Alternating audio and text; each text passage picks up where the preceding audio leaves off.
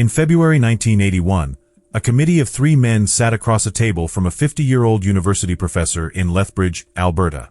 He held a doctorate in history. He had defended their religion in Canadian courtrooms for nearly 2 decades.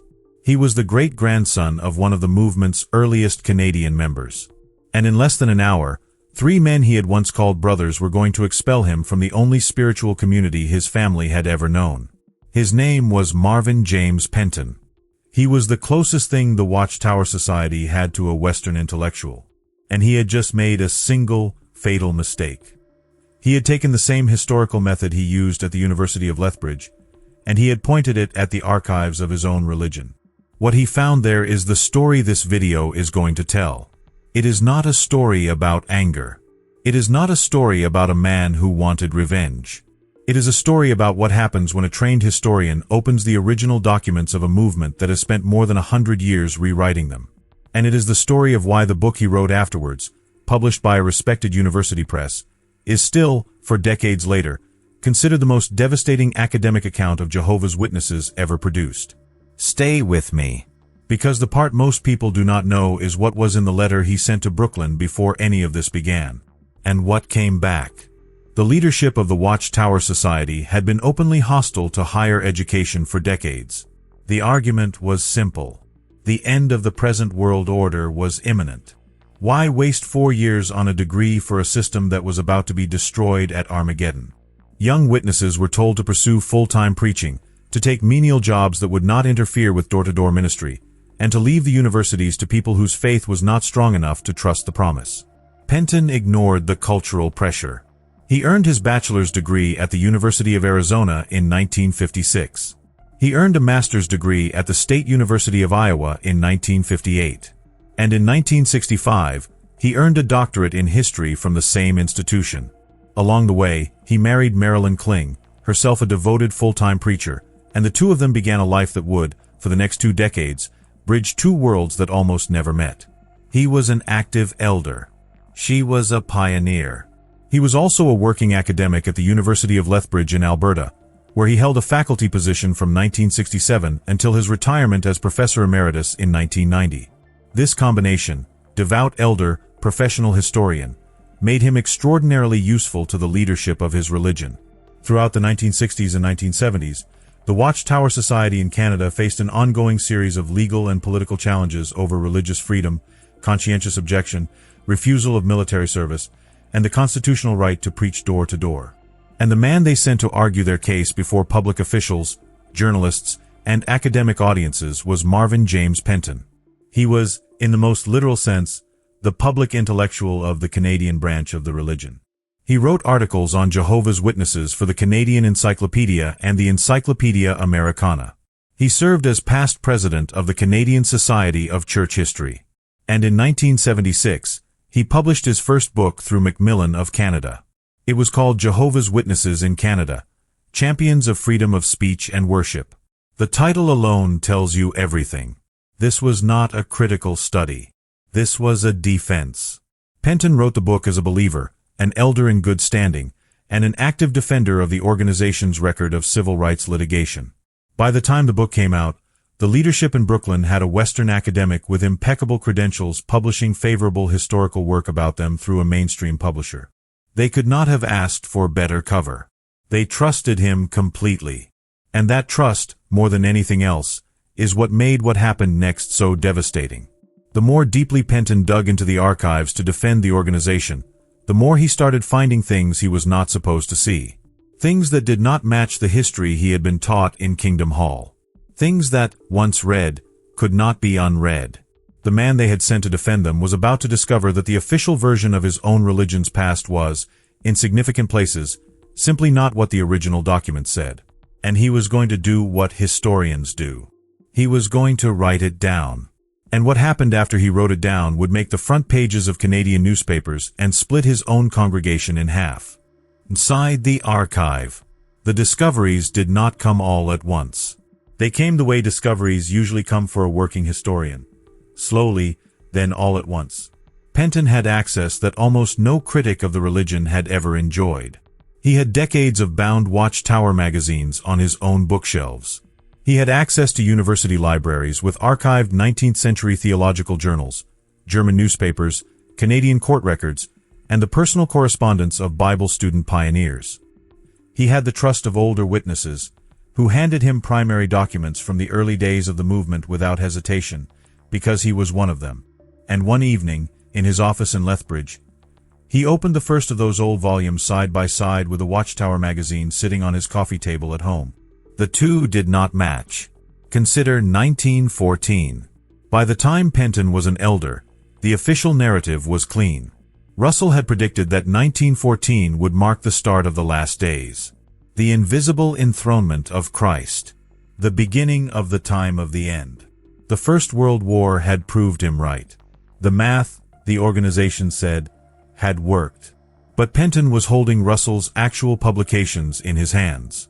And Russell, in his own words, before 1914, had not predicted any of that.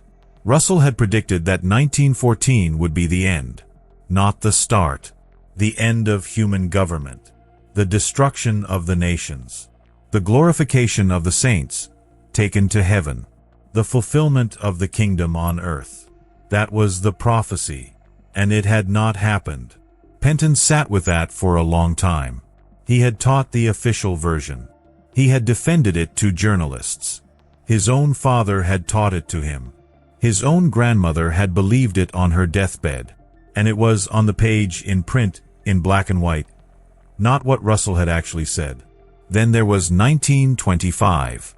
Russell's successor, Joseph Franklin Rutherford, had built an entire campaign around 1925, announcing that the ancient patriarchs, Abraham, Isaac, Jacob, would be resurrected on earth that year.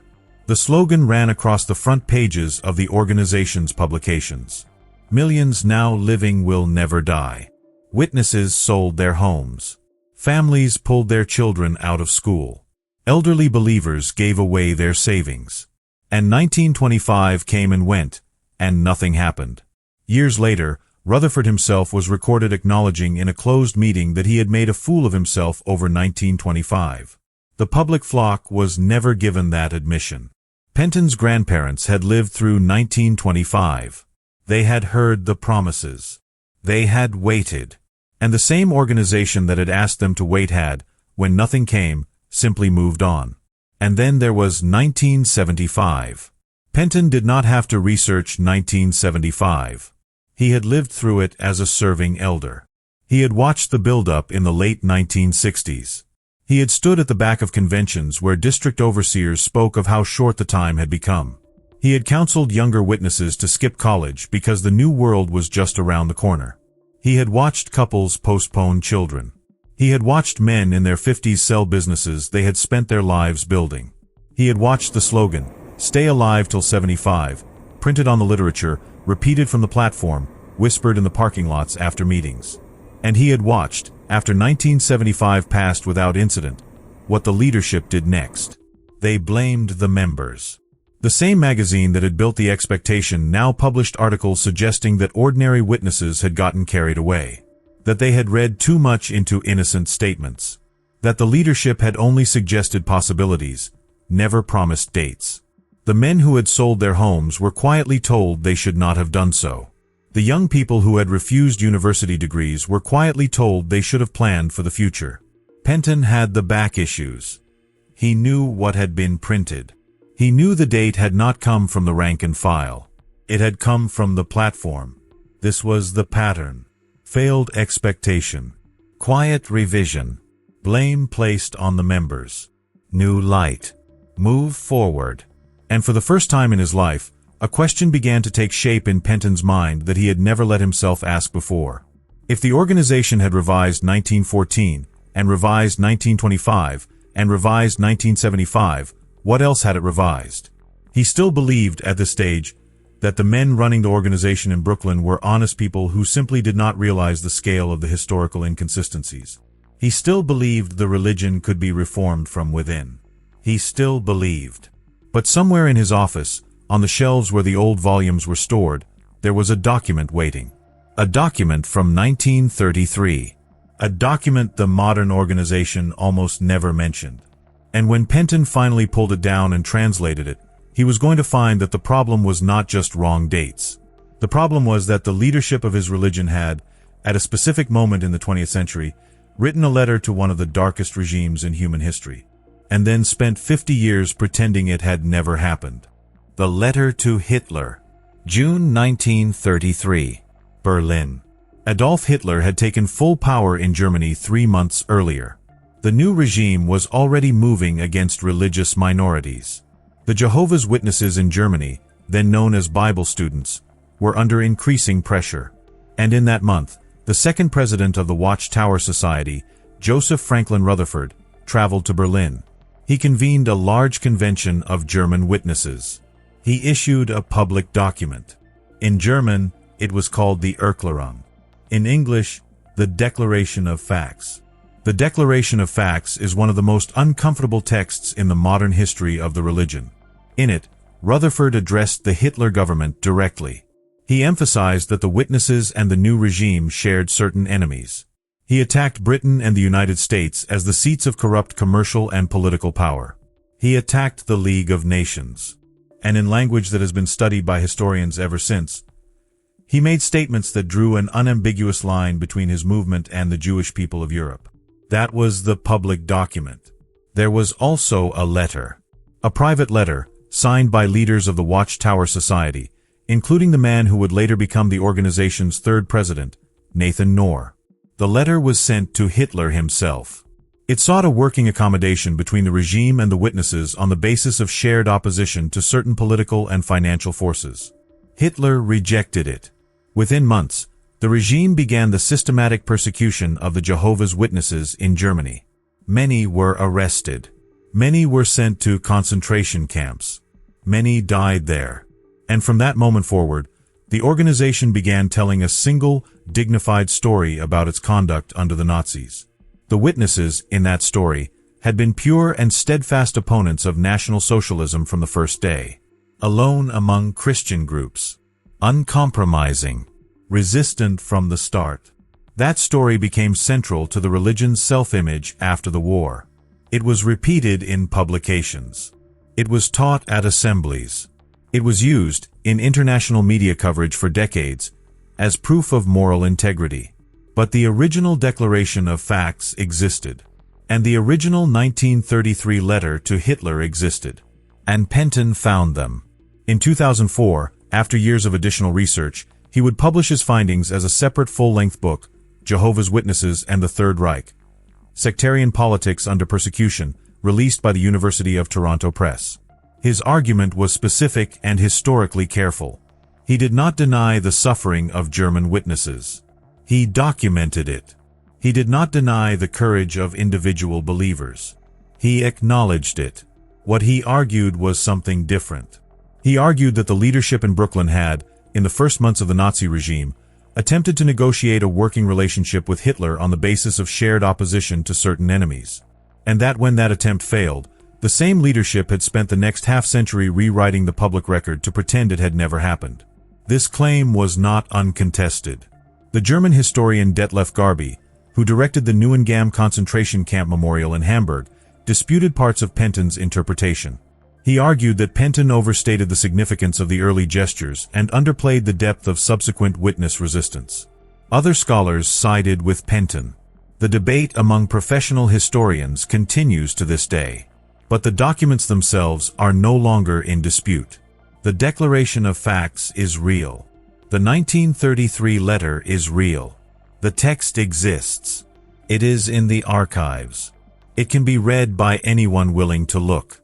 And once Penton had it in his hands in the late 1970s, the question for him was no longer whether the leadership of his religion had something to hide. The question was what he, as a historian, was going to do about it. His answer was to write to Brooklyn. He was about to discover what the organization did to historians who put their findings in writing. August 10, 1979. James Penton sat down at his desk in Lethbridge, Alberta. And he composed an 8-page letter to the world headquarters of the Watchtower Bible and Tract Society in Brooklyn, New York. The letter was not a hostile document. It was written, in his own words, with love but frankly. It addressed what he considered the central problem inside the organization. He criticized what he saw as a misplaced and unscriptural overemphasis on door-to-door preaching as the test of a witness's spiritual standing. He criticized the growing harshness shown by men in positions of authority. He raised, in measured language, the concerns he had found in the archives. He asked, in effect, for an internal conversation. He received a one-page reply from headquarters in January of 1980. The reply did not engage with a single one of his historical concerns. It told him to adjust his viewpoint or remain silent. Penton understood what that meant. In the culture of the religion, an instruction to remain silent is not a request. It is the last warning. The historian inside him also understood something else. The letter from Brooklyn had not denied the facts.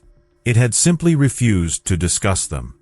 Through the rest of 1980, the apparatus of internal discipline began to move.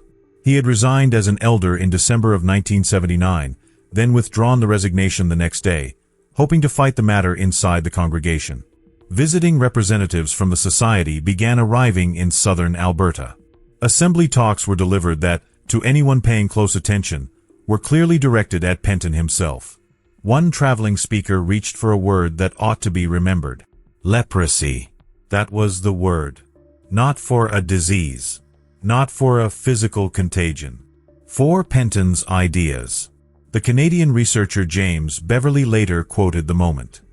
He observed, dryly, that it is not often that preachers reach for the language of leprosy to keep the flock in line. But that is exactly what happened. A historian, raising historical questions, was compared from the platform to a contagious disease that healthy members had to avoid. Penton, who had once been celebrated by the same leadership as a champion of the freedom of speech, found himself accused of being a danger to the congregation for the exercise of that same freedom inside it. He told reporters, in those months, that he was the target of a witch hunt. In February of 1981, a committee of 3 local elders convened a judicial hearing. The charge was apostasy. In the language of the organization, apostasy does not require any moral failing. It requires only sustained disagreement with the doctrinal positions of the governing body. Penton was expelled. He was disfellowshipped. From that day forward, faithful witnesses, including longtime friends and members of his extended family, were obligated to treat him as if he no longer existed. What followed was unusual. The Lethbridge expulsion did not stay quiet. It made national news in Canada. And in the weeks afterwards, somewhere in the range of 80 other witnesses in the Lethbridge area, by some accounts roughly a quarter of the local membership, either left the religion on their own or were expelled in turn for refusing to disown Penton. The episode would later be the subject of a separate book, Crisis of Allegiance, by James Beverley. The leadership had set out to make an example of him. In one sense, they succeeded. In another, more important sense, they had just freed him to write. Apocalypse delayed. Penton had begun work on a major historical study of the witnesses several years before his expulsion. He had set the project aside as the internal pressure mounted. After 1981, with nothing left to lose inside the organization, he picked the manuscript back up. In 1985, the University of Toronto Press published Apocalypse Delayed, The Story of Jehovah's Witnesses. To understand why this book hit the way it did, you have to understand the publishing landscape before it appeared. Critical literature about the witnesses had existed for decades. Most of it was published by small religious presses, often by evangelical Christian organizations with their own theological agendas. The books tended to be argumentative, devotional, and easy to dismiss as the work of outsiders or grudge holders. None of them carried the weight of a major university press. Apocalypse Delayed was different. It came out of a serious academic publisher. It was footnoted exhaustively, and it was written by a man who had served as an elder in the religion until 18 months before the manuscript was completed. The professional historians who reviewed the book in academic journals treated it as the most thorough independent study of the movement ever produced. The American Historical Review, the Journal of Church and State, Church History, and other peer-reviewed publications engaged with it directly. It became, almost overnight, the standard reference work for scholars writing about the religion. The book is structured in 3 large sections. The first traces the history of the movement from the 1870s, through Russell's leadership and his theological influences, through Rutherford's authoritarian consolidation in the 1920s and 1930s, through the post-war global expansion under Nathan Knorr, and into the prophetic disappointments and internal purges of the 1970s and 1980s. The second section addresses doctrine, including the chronology behind 1914, the shifting interpretations of the Great Crowd and the Anointed, the theology of blood, and the internal logic that allows the organization to revise teachings without admitting error. The third section examines structure and community, including the operations of the governing body, the judicial process, the practice of disfellowshipping, and the social cost of dissent. Penton's tone throughout is restrained. There are no insults. There are no theatrics. The book argues, as a piece of historical scholarship, that the modern Watchtower society maintains its authority through a particular cycle. Announce expectations that imply the end is imminent. Watch those expectations fail. Blame the membership for getting carried away. Introduce new light to reframe the failed prediction. Continue forward as if nothing had happened. The cycle, repeated over a century, is what allowed the organization to survive 1914, 1925, 1975, and every other date along the way. The book sold well. A second edition appeared in 1997. A third, substantially updated edition was published by the University of Toronto Press in 2015, with new material on the Internet age, the global child protection scandals that emerged in the 1990s and 2000s, and the organization's transition from a print publishing operation to a digital media one. In 2004, Penton published his Third Reich volume. He continued to publish, lecture, and correspond. In the 1990s, he wrote a now-famous open letter to Milton Henschel, then president of the Watchtower Society, demanding that the governing body publicly acknowledge the historical record on the 1933 Berlin Convention and the letter to Hitler.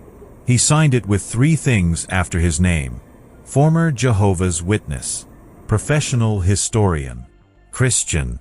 He distributed copies, in his own words, to both religious and secular publications throughout the United States and Canada. He did not get the response he had asked for. He did get the documents into the public record permanently. Penton remained an active researcher and writer for the rest of his life. He moved to Mexico with Marilyn in the late 1990s, eventually returning to Ontario after her death. He remarried in his later years.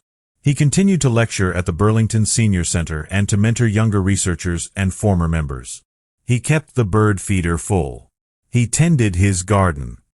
He was, by every account from those who knew him, a man at peace with the consequences of what he had done. He died on November 4, 2024, at his home in Ontario, at the age of 92.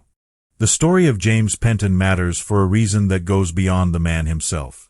For most of the 20th century, the experience of leaving Jehovah's Witnesses had been a private one. Members who walked away were treated as personal failures, people whose faith had not been strong enough, people who had let pride or worldliness get the better of them. There was almost no public space in which their experience could be articulated as something other than spiritual weakness. The official version of the religion's history was the only version anyone outside a few specialist scholars had ever heard. What Penton did was move the conversation.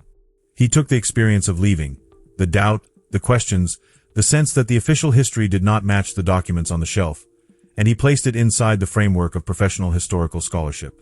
He produced a book that no serious academic library could decline to stock. He produced a body of evidence that no historian writing about high-control religion in the 20th century could ignore. He made it impossible for the leadership of his former organization to dismiss its critics as merely embittered or untrained. After Apocalypse delayed, when a former witness said that the dates had been changed, that the prophecies had failed, that the official narrative had been retrofitted, that person was no longer making a personal accusation. That person was citing a peer-reviewed scholarly source from the University of Toronto Press. The leadership of the Watchtower Society has never formally responded to Penton's findings. The declaration of facts has never been officially renounced. The 1914 chronology has never been publicly revised in the way the primary sources would require. The 1975 expectation has never been straightforwardly acknowledged as a leadership-driven prediction rather than a member-driven misunderstanding. The institutional position has been to wait, to stay silent, to trust that the next generation of witnesses will not read books from secular university presses. James Penton bet, in 1979, that the truth would matter more than the silence. He paid the full price that a high-control religion can charge a dissenting member.